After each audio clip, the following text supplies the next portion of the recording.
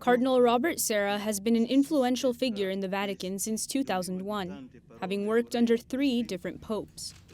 In November 2014, Pope Francis appointed him prefect of the Congregation for Divine Worship and the Discipline of the Sacraments, the dicastery responsible for the liturgy of the Church.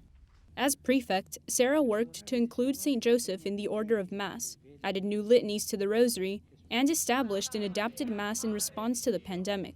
But some incidents reflect some differing opinions between him and the Pope. In 2017, Pope Francis publicly corrected Cardinal Sarah's interpretation of a new provision granting Episcopal conferences greater autonomy in translating the Missal. While the Cardinal interpreted the rule in a general sense, the Pope stated that the change was substantial and that Episcopal conferences would be given greater responsibility.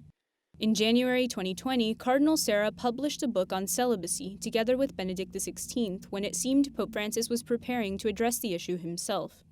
This came after the Amazon Synod, in which 72% of its participants asked the Pope to create exceptions allowing for the priestly ordination of married deacons in inaccessible territories. The Pope Emeritus decided to remove his name from the book so as to not interfere with Pope Francis's decision. Yet the Pope still chose not to grant the dispensation from celibacy.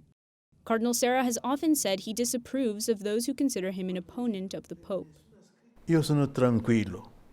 I'm calm because I'm loyal to the Pope.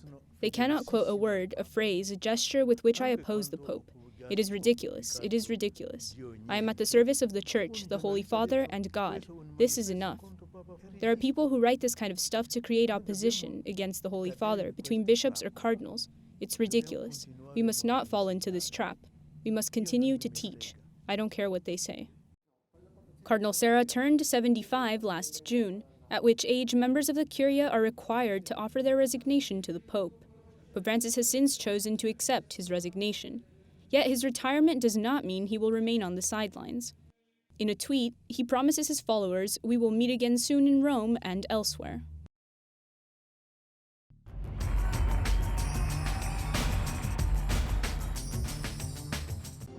She could die at any moment.